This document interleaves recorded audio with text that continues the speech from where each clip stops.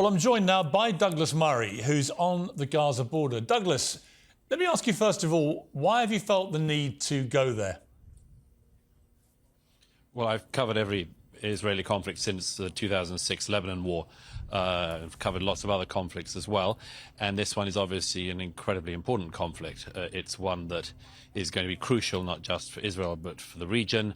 And I like to see these things firsthand, as you know, Piers. I do. And I've read your stuff for many years about these kind of conflicts. Let me ask you, what's your feeling on the ground there? I know you've been with some of the IDF. What is your feeling about the motivation for this war from the Israeli side? Is it revenge? Is it something different? What are you picking up? Well, it's not revenge. I mean, I think the most obvious thing is I spent part of today at the kibbutz of Nir Oz. This is a kibbutz right down the road from here by the Gaza border, where there are about 400 residents.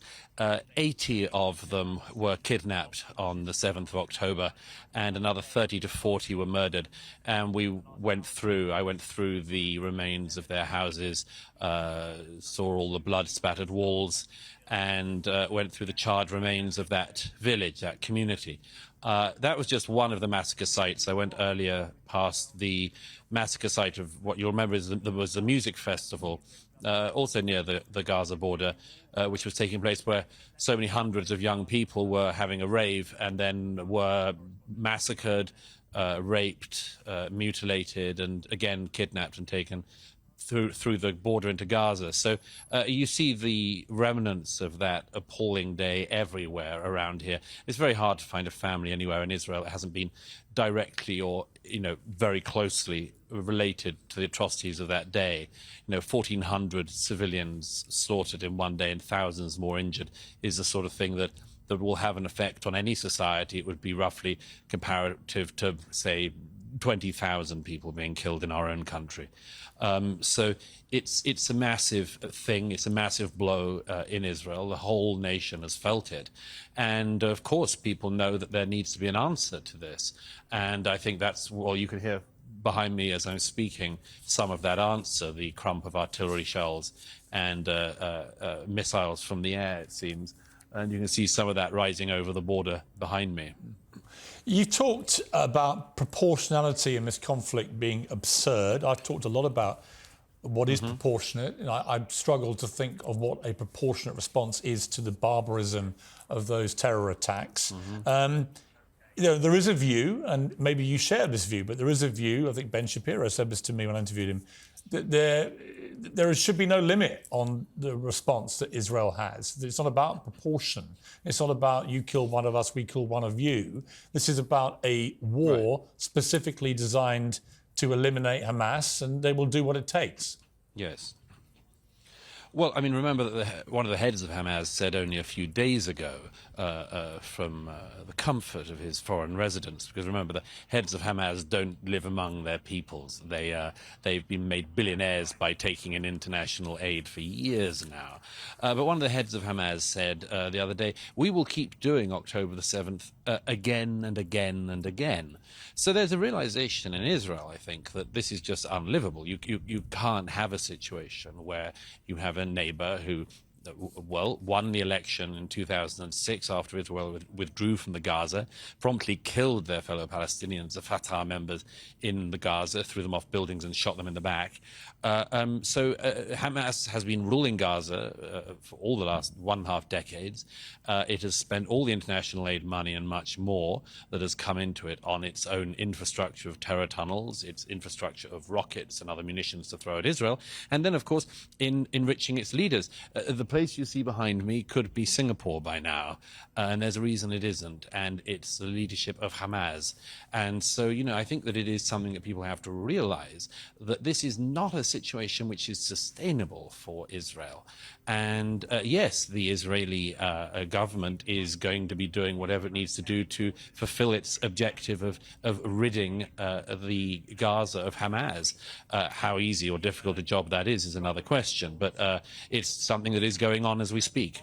But in terms of the moral quandary which I've been feeling, and it's not about Israel wanting to eliminate Hamas, I completely agree with that mission statement.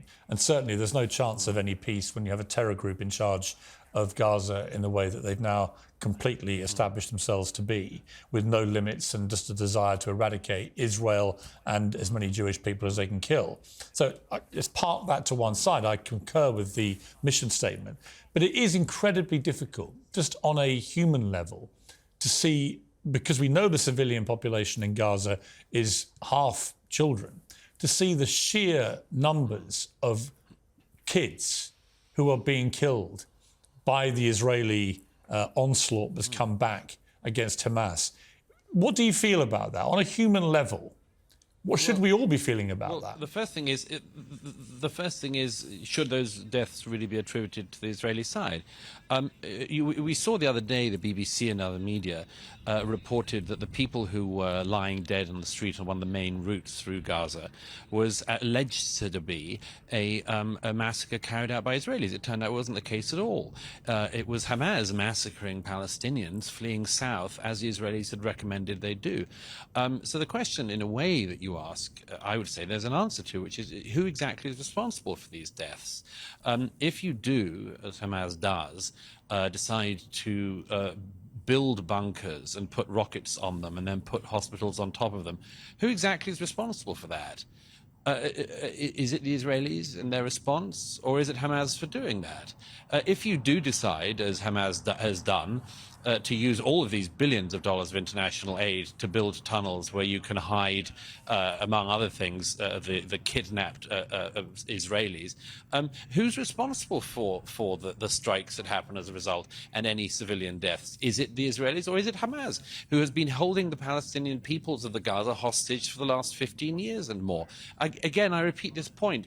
You know, a lot of what has been said about this seems to suggest that Hamas has no responsibility for this. You know, if you went into your neighbor's house, ransacked it, raped your neighbors, killed some of them, took others into captivity, and then somebody said, that's not on, I'm going to do something in retaliation to that, you would bear the cost of that. You'd bear the price for that.